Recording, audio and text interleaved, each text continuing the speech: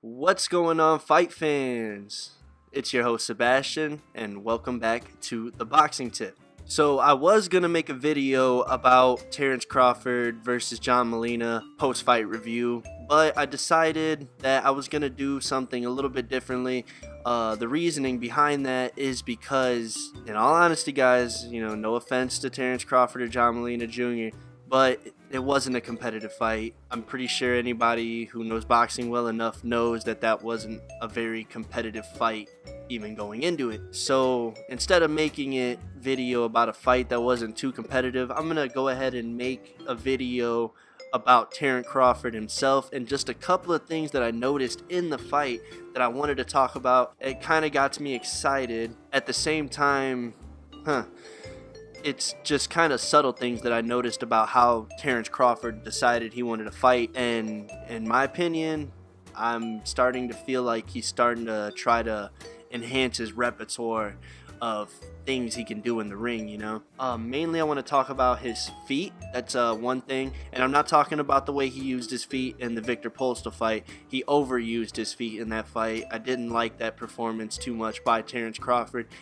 He could have really made a bigger statement that night. He outclassed Victor Postol. Don't get me wrong.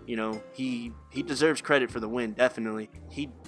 I could take away just a tad bit of credit for the fashion he decided to win in.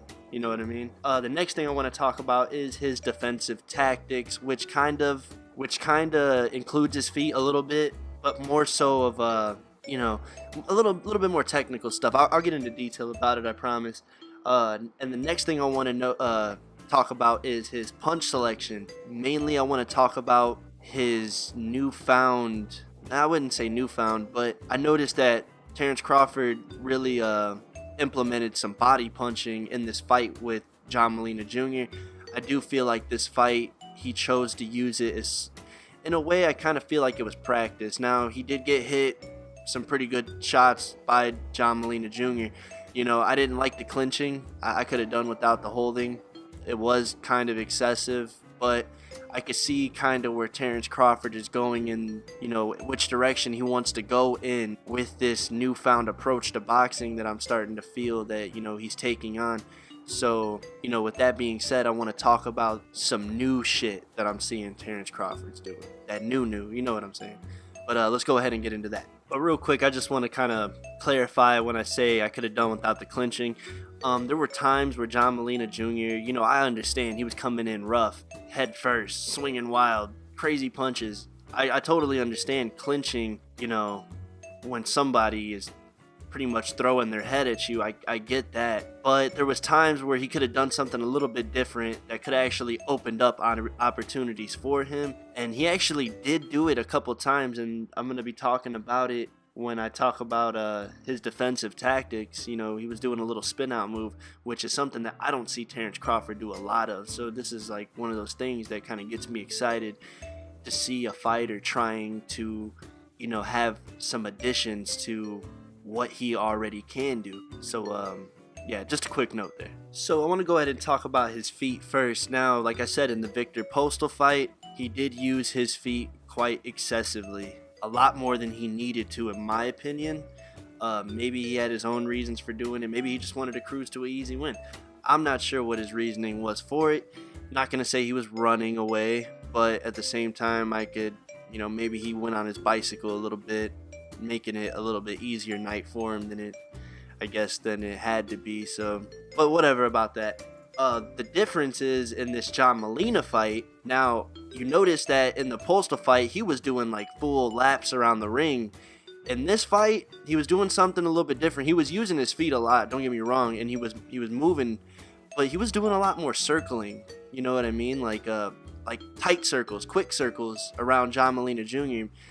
When John Molina Jr. would try to kind of rush in, you would see him kind of do some movement, but it was more controlled. It wasn't like overly excessive like it was in the Postol fight, if you ask me. This is my opinion. This is what I'm seeing. If I'm wrong, guys, like I said in my introduction video, no one sees a fight the same, so this is my take on it. But he was using a little bit more tight foot movement.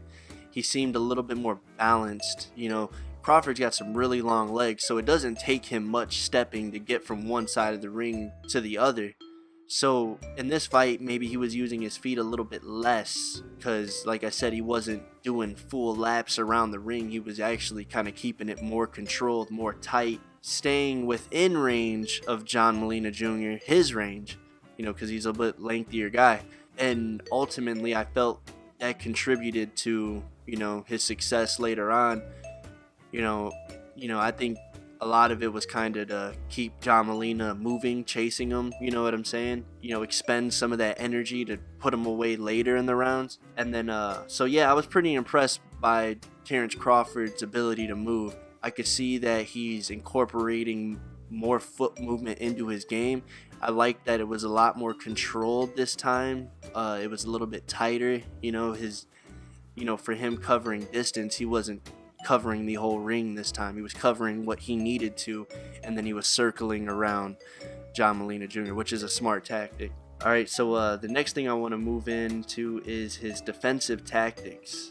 Now, when I'm talking defensive tactics, I noticed that he was kind of using his hands to control John Molina's head. Now, I'm not saying he was pushing down on John Molina's head. I'm saying when Terence Crawford threw a punch, when he got close enough to John Molina Jr. to control the return fire from John Molina Jr., he would place like his hand, or his glove on John Molina's head and kind of use it to kind of push him off to the side or kind of push away to go into a different direction. You see this a lot with like, pretty technical fighters. Like, I know Floyd Mayweather has done it. I've seen him do it.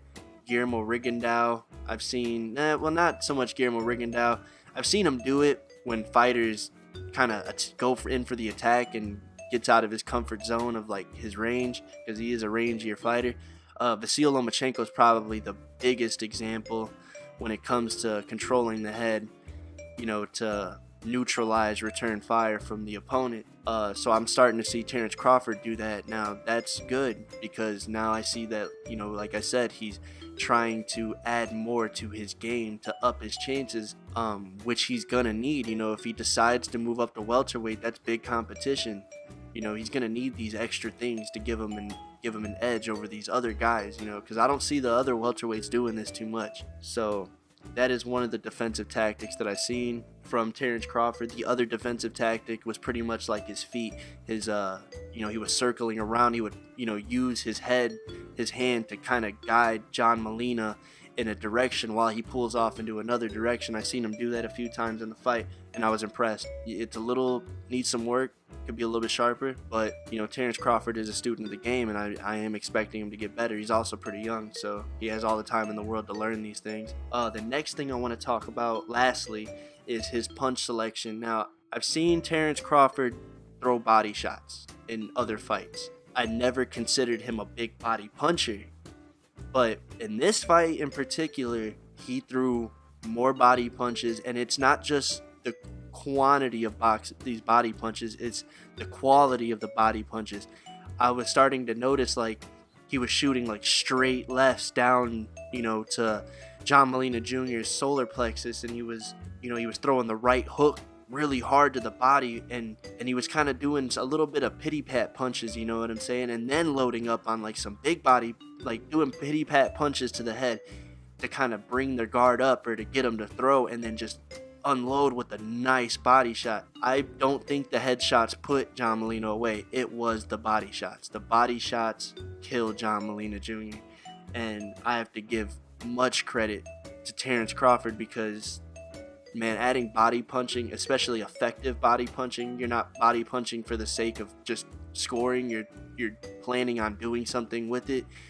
You let the real power go down to the body with some decoy taps to the head, man. Like, they don't see that type of shit coming, like Errol Spence Jr., very effective body puncher he is. You do see him throw some big power up top, but most of the hardest punches I've seen from Errol Spence Jr. are to the body. Alexander Usyk, another good example, throws some decoy shots up top and then unloads big power to the body.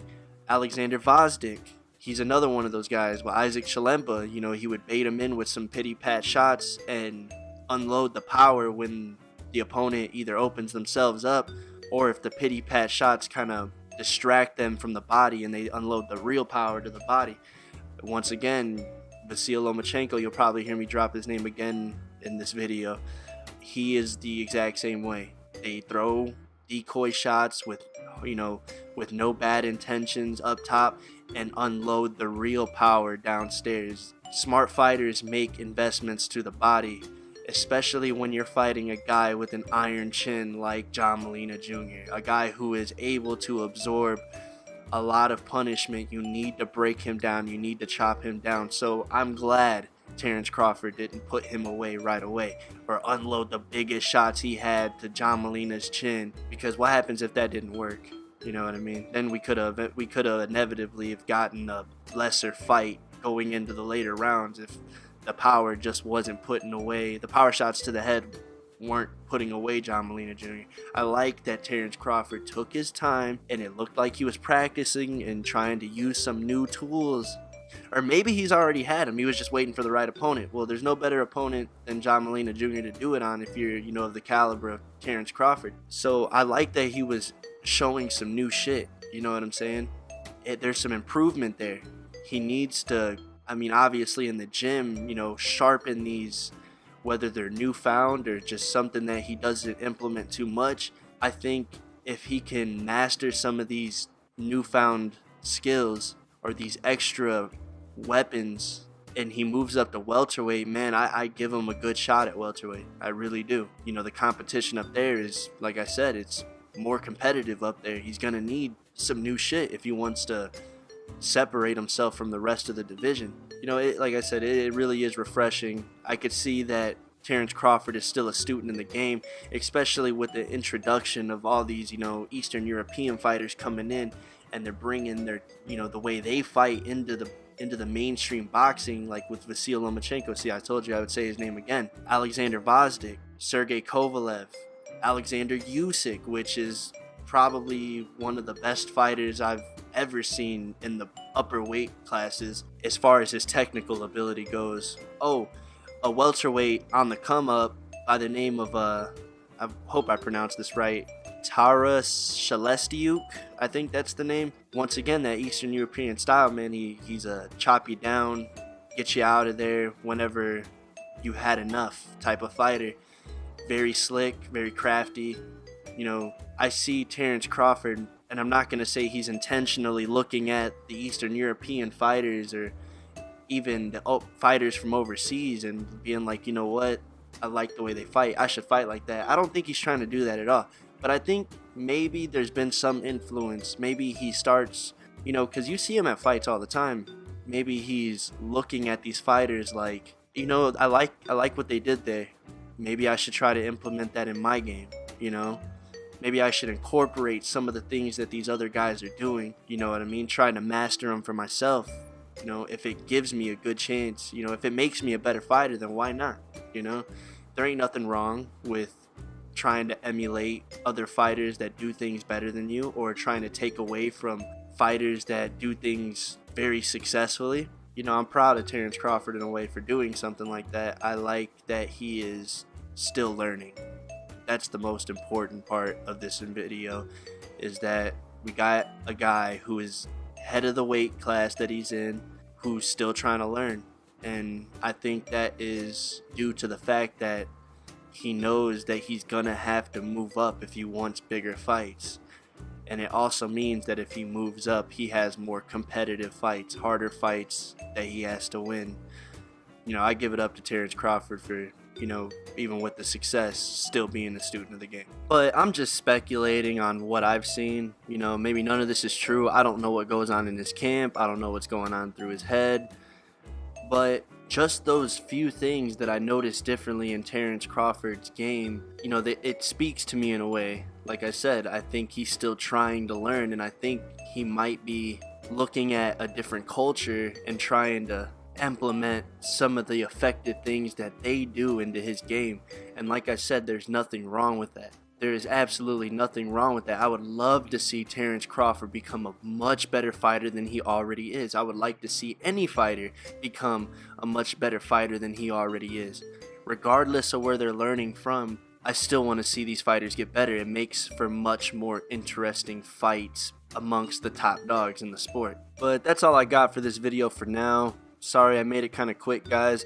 Maybe I'll go into detail about this further in a different video, but like always, comment and share your thoughts. If you agree with me, let me know. If you disagree with me, let me know why.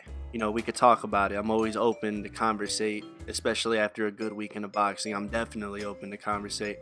Also, subscribe to my channel if you guys like the video. Show me some love. Share the videos with your friends. You know, maybe if you got some friends that want to get into boxing, you know, you can show them my videos. I keep it pretty simple on this channel. And lastly, I want to thank everybody in advance for watching. I say that at the end of every one of my videos because when I look at my view count, I am very thankful for those people who decided to watch my videos. We got the end of the year coming up. I'm thinking about making, you know, like a fight of the year or fighter of the year type of video. Maybe like a poll style thing, you know. I have to look into it.